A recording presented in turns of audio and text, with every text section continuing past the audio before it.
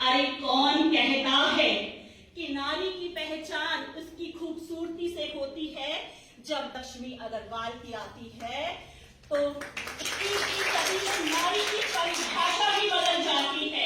भूल सकते हैं हम अदम्य साहस और दृढ़ संकल्प से भरी भारत की वर्तमान राष्ट्रपति श्रीमती द्रौपदी मुर्मू को, जिसने कमांडेंट 19वीं बटालियन कठुआ, विशिष्ट अतिथि Shrimati सुनिंदरजीत Kaur ji, BA LLB S, तहसीलदार कठुआ। जो बेसिक हथियार हमारे पास है, जो मेरे पास यहाँ बच्चियां हैं छोटी, मैं उनको यही मैसेज करूंगी कि अंधकार से उजाले की तरफ आने के लिए, अपने पैरों पे खड़े होने के लिए जो सबसे जरूरी हथियार है दैट इज एजुकेशन। साल की उम्र में तालिबान की कुकृत्यों को दुनिया भर के सामने लाने के लिए उन्होंने BBC में गुल बकई नाम से उर्दू ब्लॉग लिखना शुरू किया। धीरे धीरे मलाला की आवाज अंतर्राष्ट्रीय स्तर तक पहुंच रही थी। 9 अक्टूबर 2012 का दिन था। खुशहाल चाहती हुई लड़कियां स्कूली बस में बैठती हैं, वह स्कूली बस उन्हें लेकर स्कूल से रवाना होती है, परंतु अचानक ही कुछ दूरी पर जाकर बस रुक जाती है। वे मलाला को ढूंढ रहे थे। मलाला की पहचान होते ही उन्होंने मलाला पर गोलियां दाग दी।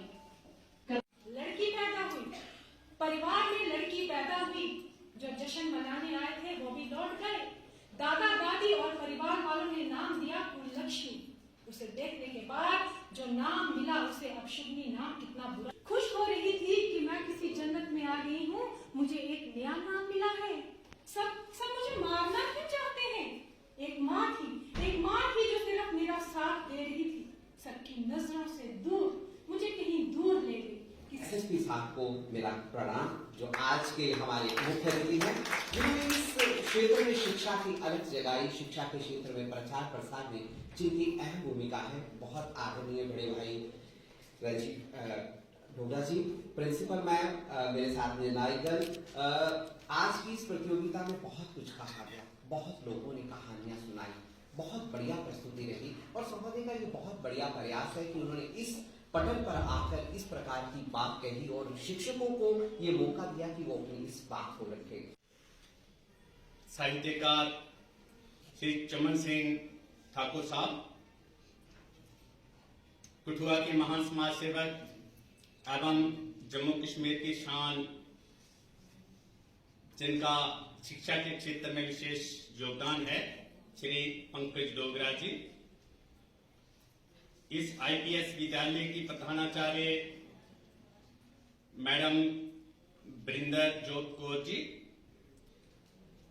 अभी आई थी, मैडम जी, और यहाँ पे जितना भी शिक्षक अन्य CBSE स्कूलों से आए हैं, जम्मू संभाग के सभी स्कूलों से और बाहर से भी, और प्यारे बच्चों,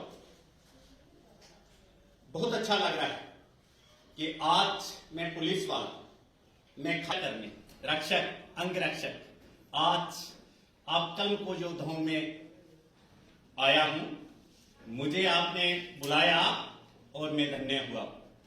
शस्त्रधारी हूं, शस्त्र उठाकर आपकी सेवा करता हूं, आपकी रक्षा करता हूं। मैं आपको अपनी शब्दावली में, मेरी अपनी शब्दावली,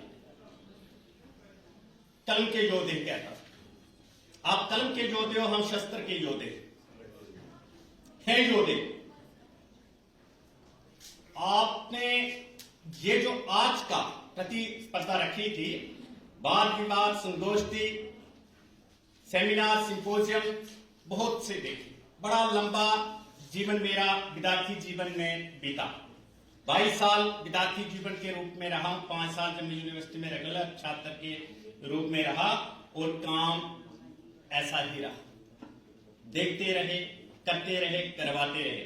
परंतु जो आज मैंने ये कार्यक्रम देखा है, ये भारत को एक नए प्रकार का संदेश देने वाला कार्यक्रम है और बड़ा कार्यक्रम। इसकी महत्ता, इसका महत्व, इसी पे यदि प्रकाश डाला जाए तो मेरे ख्याल में शब्द कम हो जाएंगे।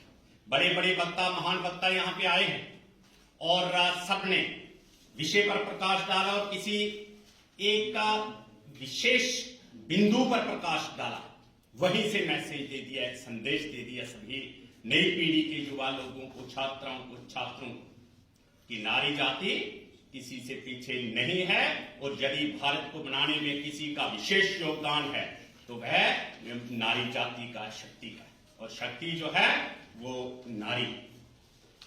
कोई नई बात नहीं, सभी जानते हैं प्राचीन काल से, सतयुग से जिसको कृतायुग कहते हैं, उस समय भी नारी जाति का बहुत अच्छा नेताओं की दुनिया में भी योगदान था, और बड़ी बड़ी सभाओं में जा करके बैठती थी भारत की नारी, और वहां पे निर्णय लिया करती थी। ये कोई नई बात नहीं है। आधुनिक भारत में 2 बार भारत की राष्ट्रपति नारी को चुनी। 21वीं शताब्दी में नारी विमर्श में विषय की ओर आऊंगा। पहला तो ये बात है कि जो शिक्षक होते हैं वे राष्ट्रीय पुरुष युवा पीढ़ी से संबंध रखने वाला गलती करता है तो प्रथम दोष तो शिक्षक हो जाएगा। जिन्होंने गलती रखी थी उसमें सात्विक भाव नहीं जोड़े थे, उसमें उसको गुणी नहीं बनाया था, उसको इस प्रकार का उसमें तामसिक गुण डाल रखे थे, जहां पे नारी जाति को शोषण करता था, नारी जाति को तंग करता था। अब महिलाओं को डोमेस्टिक वायलेंस में इन्वॉल्व हुआ। हे भारत के निर्माताओं, अध्ययन करना आज भी उत्तम धंधा है। सबसे बढ़िया अगर कोई नौकरी है, नौकरियां बहुत सी, नौकरी हम भी कर रहे हैं और दुनिया कर रही है, बड़ी अच्छी अच्छी सेवाएं हैं। मैडम तहसीलदार जी यहाँ पे आई थी और अभी चली गई। बहुत से लोग जो है अपने अपने क्षेत्र में नौकरी कर रहे हैं, लेकिन आज भी अगर सबसे बढ़िया कोई पूरे भारत में क्या संसार में बढ़िया नौकरी है तो वो टीचर की, शिक्षक की, क्योंकि शिक्षक का जो योगदान है वह अद्वितीय है, उसका कोई भी मुकाबला किसी के साथ नहीं किया जा सकता। तुलना शिक्षक के योगदान की नहीं की जा सकती। शिक्षक से कोई भूल ना हो जाए, कोई चूक ना हो जाए। जाति श्रेष्ठ जना, जैसे श्रेष्ठ पुरुष कोई काम करता है उसका सभी अनुसरण करते हैं। लोग कह रहे थे यहाँ पे जो महान समाज का मैंने जिक्र किया कठुआ के, उनका हम यहाँ पे अनुकरण करते हैं, अनुसरण करते हैं और उनके नक्शे कदम पर चलते हैं। बहुत अच्छी बात है। लेकिन जो अध्यापक लोग हैं उनका आचरण सही हो। जो अध्यापक लोग हैं वे सिद्धांतवादी हों, जो अध्यापक लोग हैं कम से कम वे भ्रष्टाचारी हो रहा है, और इस चीज का सबको पता है। कई बार महिलाओं को पता है, लगता है कि शायद पुलिस वालों को इस चीज का ज्ञान ही नहीं होगा कि हमारे साथ गलत हो रहा है, हमें कोई तंग कर रहा है, हमारे साथ डोमेस्टिक वायलेंस है, हमारे साथ कहीं कोई गलत होता है तो पुलिस स्टेशन के अभी अंदर जाते हैं तो पुलिस वाले संवेदनशील कम है। मैं सभी पुलिस वालों को कहता हूं और फिर इस मंच से कहना चाहूंगा कि महिलाओं के प्रति संवेदनशील रहिए। महिलाएं जब भी शिकायत लेकर के आती हैं तो बड़ी ध्यान से सुनिए, क्योंकि महिलाएं बार बार नहीं बताएंगी। चाहिए तो ऐसा, अब ऐसा उस ओर हम बढ़ रहे हैं।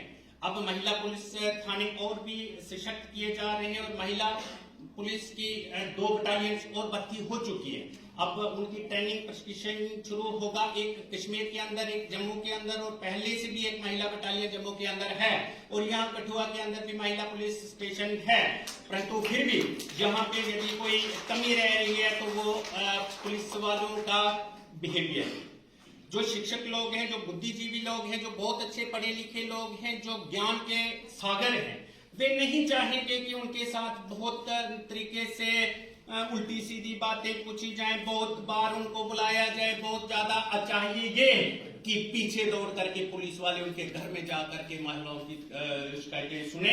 यदि कहीं से किसी भी माध्यम से, आज बड़े सारे माध्यम है, इंटरनेट का जमाना, कहीं से भी किसी भी माध्यम से अगर कोई सूचना आती है कि नगरी में, जब बड़ी में, जब लुआंग में, जब कहीं हीरानगर में कहीं पे कोई किसी प्रकार की कोई शिकायत है और महिलाओं के साथ कहीं अत्याचार हुआ है, किसी के साथ कोई ऐसी गुप्त सूचना देना चाहती है, कोई महिला, कोई लड़की है, कोई बताना नहीं चाहती, किसी को सूचना देती है, तो पुलिस वाले खुद ही वहां पे टीम लेकर के जाएं और उसको इस गुप्त तरीके से पूछें और अच्छे तरीके से डायग्नोज करें। हमारा भी डायग्नोज होता है। संबंध आज का नहीं है, बहुत पुराना है, दशकों पुराना। पुराने लोग हैं हम, और हमने जो है बड़े सारे दौर देखे और आज वाला भी देख रहे हैं। मैं आपको एक चीज ये बताना चाहता हूं कि यहाँ डायग्नोसिस होता है। जैसे डॉक्टर के पास आप जाते हो तो वहां भी बड़े सारे डॉक्टर्स होते हैं, आप बताते हो कुछ, आप बताते हो कि दर्द है, इससा है, ऐसा है, लेकिन डॉक्टर्स की जो टीम होती है वो विशेषज्ञ होते हैं और उनको ये पता चल जाता है कि ठीक है ये दर्द तो यहाँ पे बता रहे हैं लेकिन इनको प्रॉब्लम कोई दूर और हो रही है और लक्षण ये बता रहे हैं लेकिन ये जो है लक्षण सही नहीं है। इसी तरीके से जब आप पुलिस वाले के पास जाते हो तो पुलिस वाला घाट घाट का पानी पीता है। मत भूलिए आपका अपने अनुभव है, आप बड़े ज्ञानी हो, आप बहुत कुछ हो। जैसे आपके सामने हम जो है ऊंट के समान ज्ञान रखते हैं जहां पे इस चूंकि दुनिया आती है, लेकिन पुलिस वाले का अपना ज्ञान होता है अपराधियों को के साथ निपटने का, अपराधियों